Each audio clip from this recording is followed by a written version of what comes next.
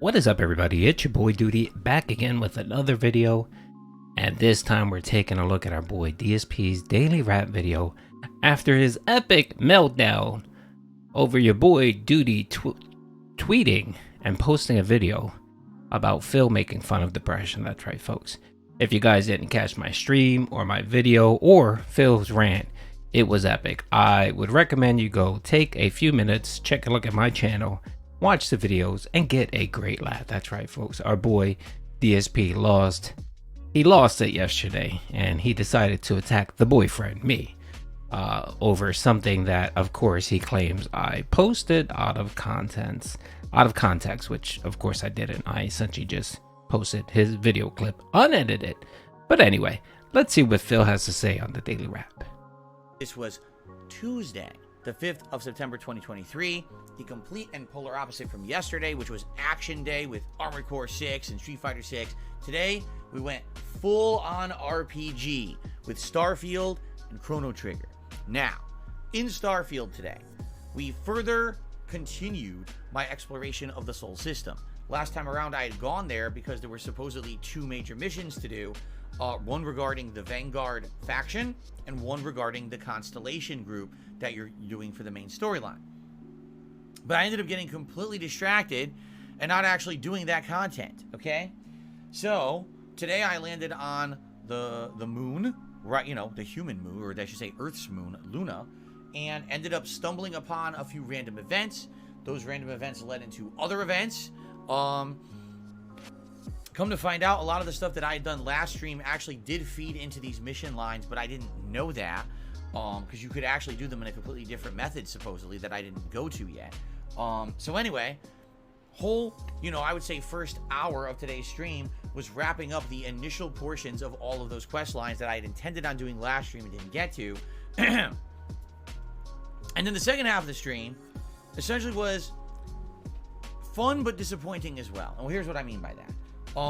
People are like, well, you've completed a bunch of the major quests. While you're here, why don't you explore your first planet? Oh, sure, that sounds like fun. I don't know what the planetary exploration is like on the surface of any of these planets yet. Let's try it. So I tried it. The frame rate got insanely low. The actual traversal is bad, in my opinion. The scanning system is ridiculously archaic and stupid. It seems like it's pointless regardless, because actually I did it for about 25 minutes. I didn't really get anything out of it, besides maybe like one resource perhaps, and then the game crashed, losing 15 minutes of gameplay. And people are like, oh, so you should just be saving constantly. I'm like, whoa. It's fucking 2023. This isn't an Xbox 360 launch title. You know what I mean? We are well into Bethesda developing this kind of RPG. There's no excuse that in 2023 a new release runs like shit in certain parts so badly that it crashes your console and deletes your progress, okay? Completely and utterly unacceptable. There is no excuse. There is no way that you can justify it. It's bad game development, okay? Well, I know how much he loves to preach about how console is king, so a lot of these problems seem to be console issues, not PC issues. I'm playing it on Game Pass PC and have zero problems whatsoever. My game chugs along at 60 FPS. I get no drops. I haven't lost gameplay at all. It hasn't crashed, not even once. And your boy Duty is about 12 hours into the game so far. The reason why you're bitching and complaining is because, again, you fail to do any research or read or Google anything or, prepare before you actually do your streams. The scanning's very easy. You hit a button and you turn on your scan when you're exploring. All you need to do is go find specific things that are highlighted in your little scan box. It'll say 0 out of 3, 0 out of 5, fauna, whatever. And you go around and you look for it, and it auto scans. You don't have to do anything other than that, Phil. You were walking around without this scanner on. That was your first problem. Second, you're sitting there and you're going up at resources like chloride, lead, the water, H2O, those type of things, right? And you're sitting there and you're spamming buttons to try to collect the resource. But that's not how it works, Phil. once you scan it, then it actually tells you, it gives you a prompt, and it says that you need to actually build to extract water and those elements. And then you go into your build feature, or you have to lay down an extractor and power it. And then once you do that, you can actually do an outpost where you can always fast travel back to that location to collect the resources. Very similar to Fallout, Pimp. Very similar. I'm not sure why you are finding this so extremely difficult. I just don't get it. You're just lazy and you refuse to research anything. And again, you just want a walking simulator. That's what you're looking for. You're looking just to essentially walk, collect things, do a couple side quests, and just call it a day. And of course, get a lot of tips. You made about $80 yesterday just walking around, Phil. And that's probably why you didn't have an epic meltdown, because you did at least hit the tier 1 tip goal, close to a tier 2 tip goal. But yeah, I mean, it's not that hard, Phil. Again, if you just take a few minutes before you start playing, like maybe one of those nights when you're drinking gin on Twitter, instead of doing that, just turn on the game and learn a little bit, or just research it. A quick Google search will actually give you all that information.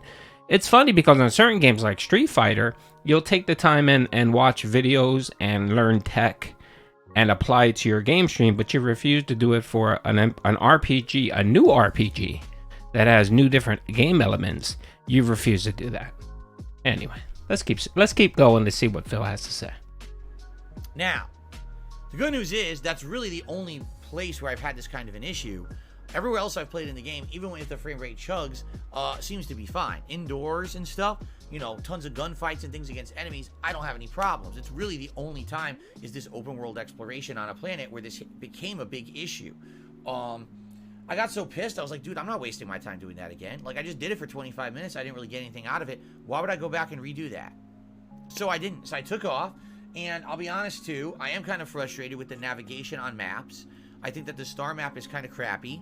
I think that it's stupid that they have all these limitations on your ship. Oh, you have to get a better ship or an upgraded ship to jump system to system, or else you have to just go small system to small system to small system. Why?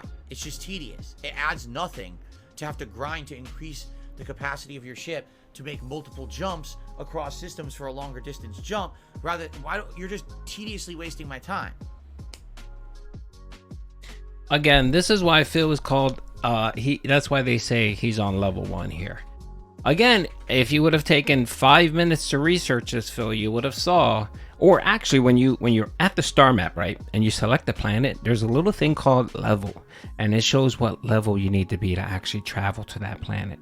So if you ever level 7, like you currently are, you can't fast travel to a level 10 or a level 30 planet, Phil. What you need to do is you need to stay where you're at, or maybe travel to a planet you've already been to, and just grind a little bit. Get your experience points, your exploration, lay down some posts, create some food, your medicines, just level up. And then once you get to level 10, then you can fast travel to that mission that you wanted to get to, Phil. It's that simple. Or you can fast travel to one point and then travel from there to the actual point you want to get to. Or just fly. I mean, there was one person that decided they wanted to travel from one star, I think Alpha Centauri, to Pluto, and it took them nearly 8 hours of manually flying there.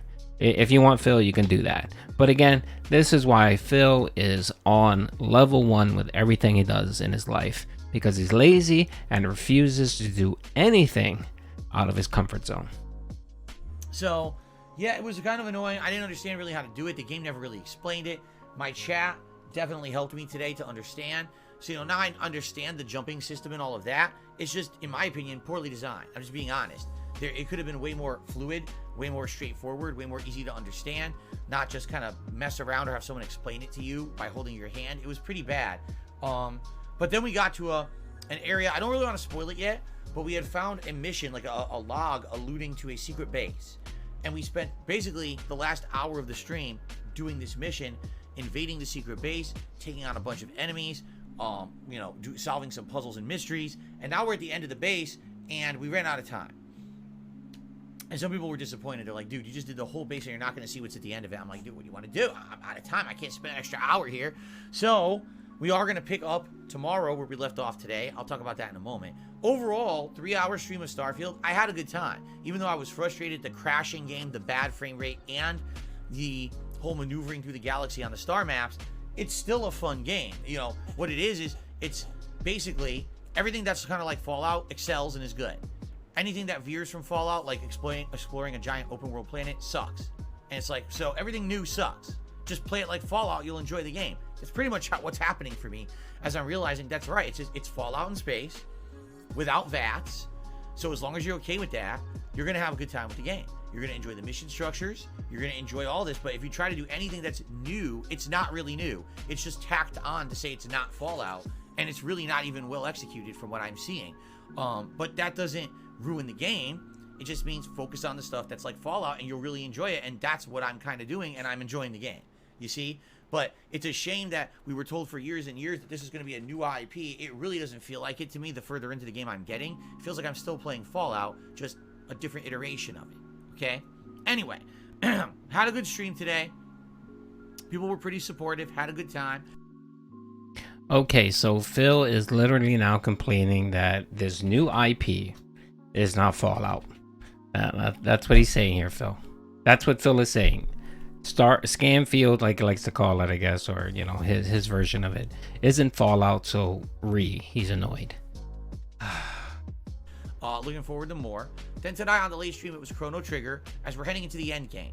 Tonight, we completed all of the content besides the additional content from the special edition of the game on the Nintendo DS. So right now, by next stream, if we played Chrono Trigger this weekend, we could beat it on that stream. But there is additional content, 2 optional, I guess, dungeons that were added for the Nintendo DS version of the game in the 2000s, and those are included in the Steam version of the game. Now, I own the Nintendo DS version, but it's been so long, like 20 years, seriously, since I played it, I really don't remember what's in them. You know, I don't remember what these dungeons are. I don't remember how lengthy or challenging they are. People on the stream tonight seem to be under the impression they would like to see them. I'd be okay with that as long as it's not something that's going to take like 5-6 more streams to beat. It seems like we are now in the end game of the game. We're getting to the point where we're going to wrap it up. It'd be great to do that and have other time for other stuff. So let's see. This weekend, I'm going to play it again and go from there. Admittedly, tonight, yeah, support was bad on the Chrono Trigger stream. And it's not, I can say, I'm not going to complain about it. I had a good stream of StarField. I had other great streams this week. We've had good Chrono Trigger streams. There was like 2 members, 0 super chat. The super chats were 2 trolls insulting me, and a handful of tips. It was very slow, and I'm like, wow, I wonder what happened. Attendance was decent, but it seemed like those people who were really enjoying the playthrough just kind of weren't around tonight for some reason. But it was still a decent night overall when it came to interactivity and fun and progress in the game. We'll see what happens this weekend when I play it again. All right. That's right, folks. Chr-No Tipper is disappointing. That's right, Phil. And of course, Phil expected major support for this 20-year plus game. That's right, an old Super NES game that, yes, it's a good game. It is a good game. It was a good game for its time, and it's a fun retro playthrough, you know, to do every once in a while. But it's really not something you really want to watch someone stream, Phil. I'm not sure why you don't understand that since the very first day you've played this, you've gotten little to no support in this game. There's a reason why you play this on the night stream, because no one really cares. So sitting here and being disappointed that you made, I think you made 17 bucks in tips, which isn't bad for Chro-No Tipper. And you got super chat, you got 2 super chats for about 4 bucks, where someone was making a joke saying that Aqua Teal has more viewers than you do, which is true. It's a factual statement, Phil. Just how you love to say it's a factual statement, it's true. It's a factual statement. She was bringing in 500 to 600 viewers, and you could barely crack 200, Phil. So anyway, I can't wait for Chro-No Tipper to be done. That is a god awful playthrough. It's super boring. And let's see what else he has new. So yeah. Oh, one other side note too. Today is Kat's birthday. Happy birthday, Kat. Oh my lord, Phil finally mentioned it because someone brought it up. And what he plans to do is dinner for Kat, which would be DoorDash. Dinner for Kat and StarField, and she's getting a store-bought pie. There you go, folks. Happy birthday, Kat. The man of your dreams is just excelling at being A1 husband material. Anyway, hope you guys enjoyed it. Peace out.